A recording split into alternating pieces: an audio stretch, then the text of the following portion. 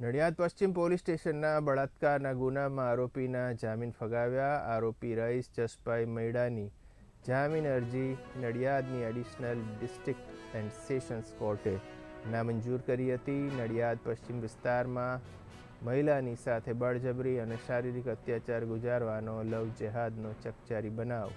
મહિલાના પતિની શારીરિક નબળાઈનો ગેરલાભ ઉઠાવી અત્યાચાર ગુજાર્યો હતો. નડિયાદ પશ્ચિમ પોલીસે આરોપીનું સરઘસ કાઢ્યું હતું.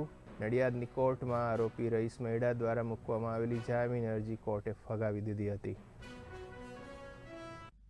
ધવલ રજનીકાંત બારોટ, જિલ્લા સરકારી વકીલ, આજ રોજ જે આરોપીની જામીન અરજી નામંજૂર કરતો હુકમ કરેલ છે તેમાં નડિયાદ પશ્ચિમ વિસ્તારમાં રહેતો આરોપી રઈસ જસભાઈ મૈડા, તેણે આ કામના ફરિયાદી ભોગ બનનાર ઉપર વારંવાર બળાત્કાર ગુજારેલ છે, તેમજ ભોગ બનનાર દ્વારા તેનો પ્રતિકાર કરતા ભોગ બનનારને વારંવાર તેણીની સાથે મારઝૂડ કરેલ છે, જાહેરમાં અપમાનિત પણ કરેલ છે અને ભોગ બનનારના પરિવારજનોને એક્સિડન્ટ કરી મારી નાખવાની ધમકી પણ આપેલ છે. આ કામના આરોપીએ જામીન મુક્ત થવા માટે નડિયાદની એડિશનલ ડિસ્ટ્રિક્ટ કોર્ટમાં જે જામીન અરજી દાખલ કરેલી, તેમાં આજરોજ એડિશનલ સેશન્સ જજ શ્રી SP રહતકર સાહેબે આ આરોપીની જામીન અરજી નામંજૂર કરતો હુકમ કરેલ છે.